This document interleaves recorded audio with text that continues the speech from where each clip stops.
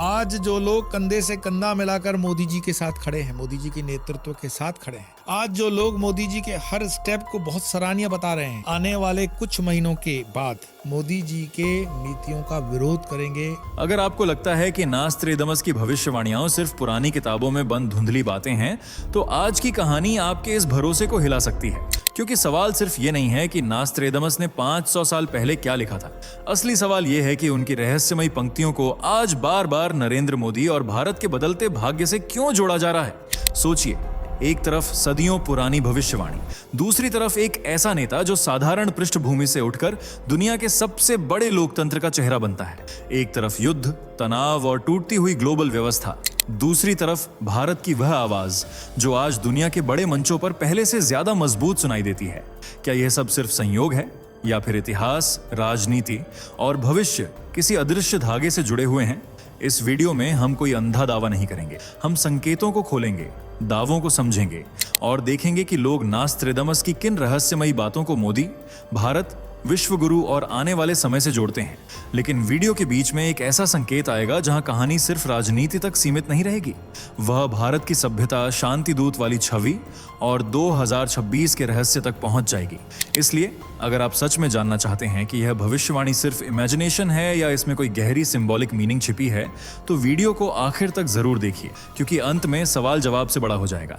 चलिए एक बात जल्दी से बताइए, ये वीडियो आपको खुद से ढूंढ कर मिला या YouTube ने आपके स्क्रीन पर सजेस्ट किया और आपने क्लिक कर दिया?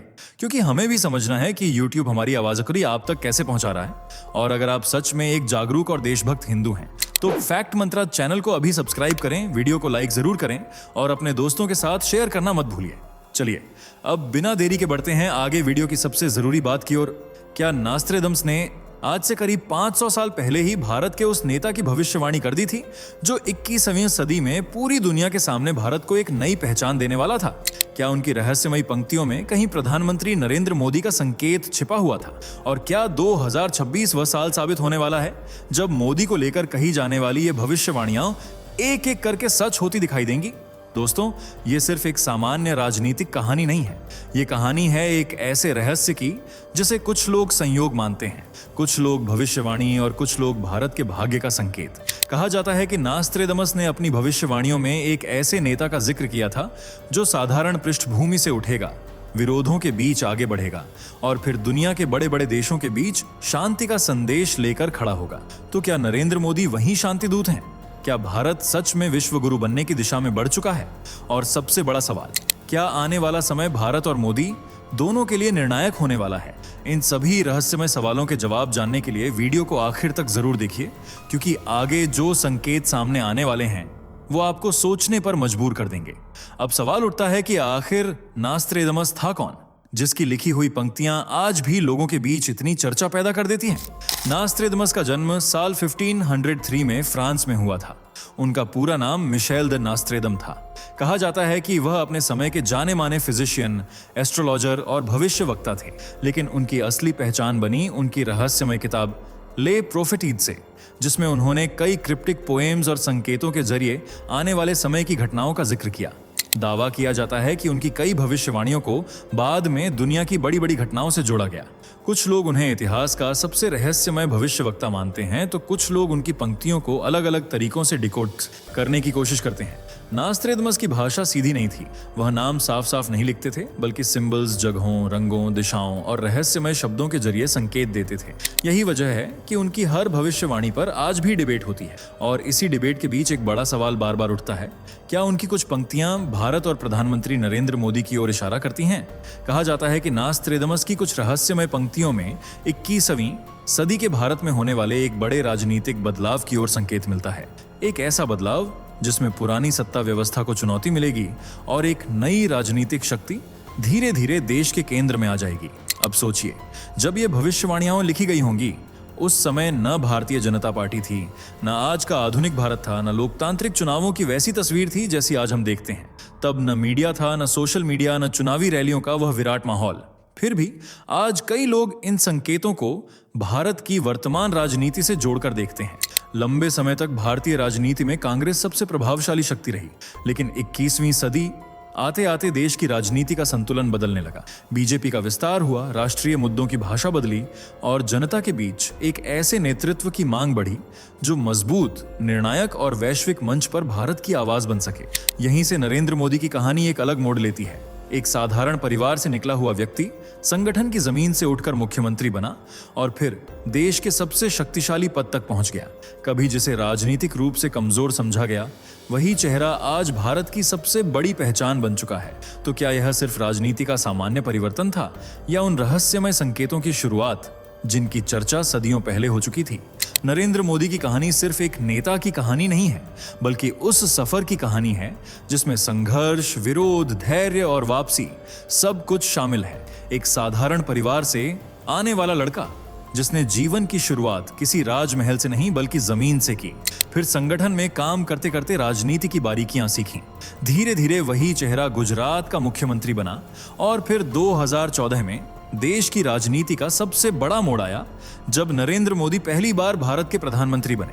2014 की जीत सिर्फ सत्ता परिवर्तन नहीं थी, वह एक नए पॉलिटिकल एरा की शुरुआत थी। 2019 में जनता ने उन्हें और भी मजबूत जनादेश दिया और मोदी का प्रभाव देश की सीमाओं से निकलकर दुनिया के मंच तक पहुंचने लगा।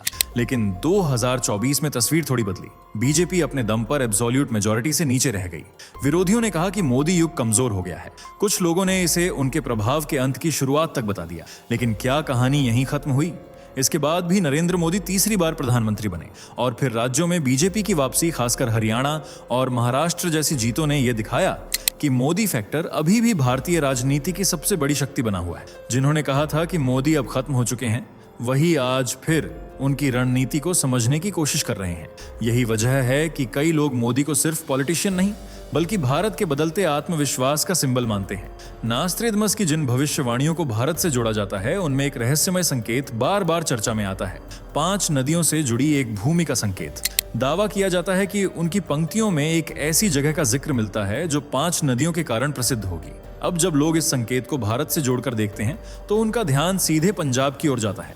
पंजाब यानी 5 नदियों की धरती, व्यास, रावी, सतलज, चिनाब और झेलम।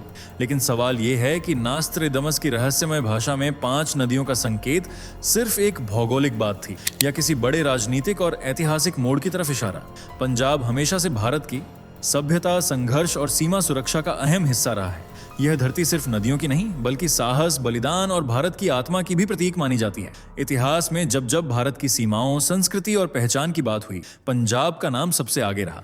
तो क्या यह सिर्फ कोइंसिडेंस है कि 5 नदियों की इस धरती को आज भारत की शक्ति और स्ट्रेटेजिक इंपॉर्टेंस से जोड़ा जाता है? और इसी भारत का नेतृत्व आज नरेंद्र मोदी जैसे नेता के हाथों में है, जो दुनिया के सामने भारत को पहले से ज्यादा असर्टिव, कॉन्फिडेंट और निर्णायक रूप में प्रस्तुत कर रहे हैं। लेकिन 5 नदियों की बात तो सिर्फ शुरुआत है। असली रहस्य तो उस नेता के वर्णन में छिपा है। नास्त्रेदमस की भविष्यवाणियों में जिस बात ने लोगों को सबसे ज्यादा चौंकाया, वह है एक ऐसे नेता का संकेत जो संकट के समय दुनिया के सामने शांति का संदेश लेकर आएगा। आज अगर दुनिया की तरफ देखें तो हर तरफ तनाव दिखाई देता है। कहीं रूस यूक्रेन युद्ध ने पूरी दुनिया को 2 खेमों में बांट दिया है, तो कहीं मिडिल ईस्ट में लगातार तनाव बढ़ता दिखाई देता है। कई देशों की अर्थव्यवस्थाएं दबाव में हैं, ग्लोबल मार्केट अस्थिर है और हर बड़ा देश अपने हितों की लड़ाई लड़ रहा है। ऐसे समय में भारत की भूमिका बहुत अलग दिखाई देती है। प्रधानमंत्री नरेंद्र मोदी की फॉरेन पॉलिसी को कई लोग इसी वजह से खास मानते हैं। भारत ने न तो आंख बंद करके किसी एक गुट का साथ दिया और न ही किसी दबाव में आकर अपनी स्वतंत्र सोच छोड़ी। रूस से पुराने संबंध भी बनाए रखे, वेस्ट के साथ स्ट्रेटेजिक पार्टनरशिप भी मजबूत की और ग्लोबल साउथ की आवाज बनकर भी सामने आया। जब दुनिया 2 खेमों में बंट रही थी, भारत ने तीसरा रास्ता चुना, शांति, संतुलन और स्वाभिमान का रास्ता।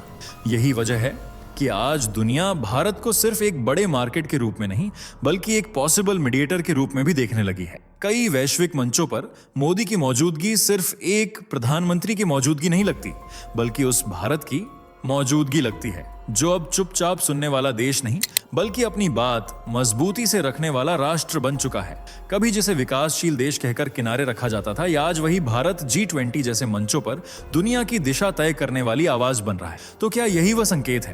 क्या नरेंद्र मोदी वही शांति दूत हैं जिसकी ओर नास्त्रेदमस की रहस्यमय पंक्तियां इशारा करती हैं?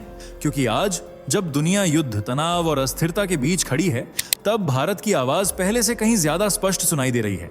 युद्ध नहीं, संवाद, टकराव नहीं, समाधान, और दबाव नहीं, स्वाभिमान।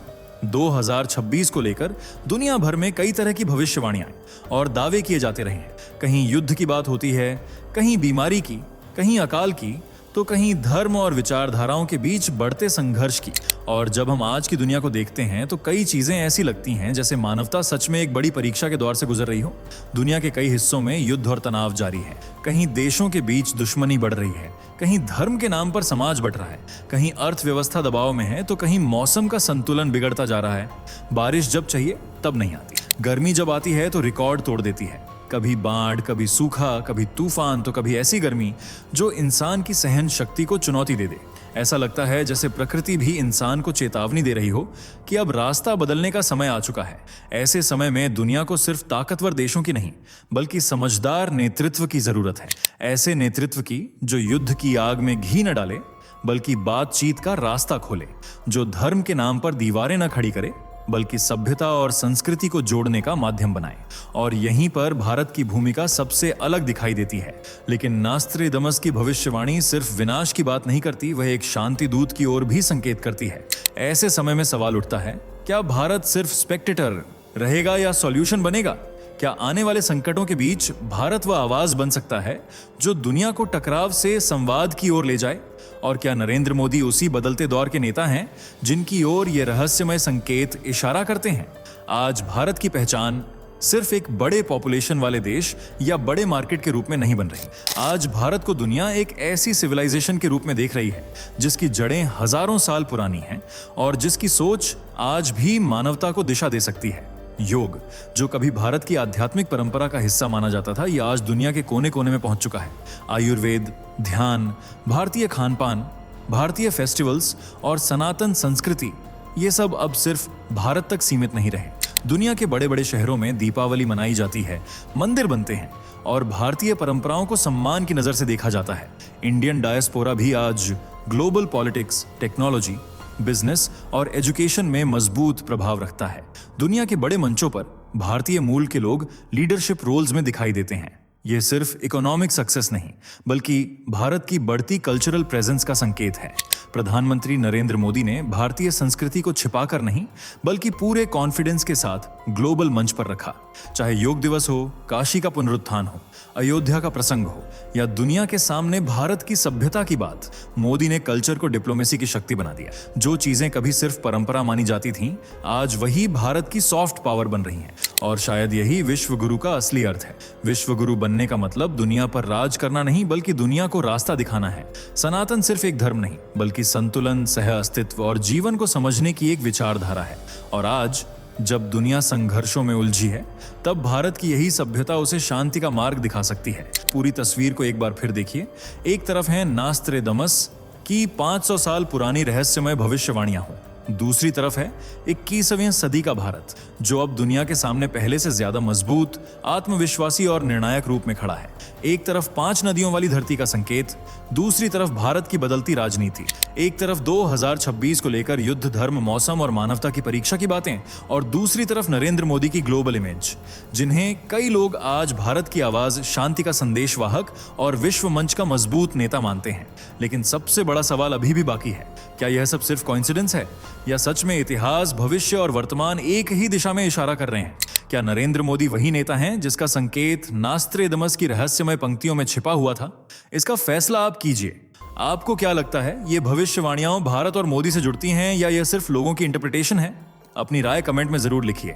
वीडियो पसंद आई हो तो इसे लाइक करें, अपने दोस्तों के साथ शेयर करें और ऐसी ही रहस्यमय भविष्यवाणियों के लिए चैनल को सब्सक्राइब जरूर करें।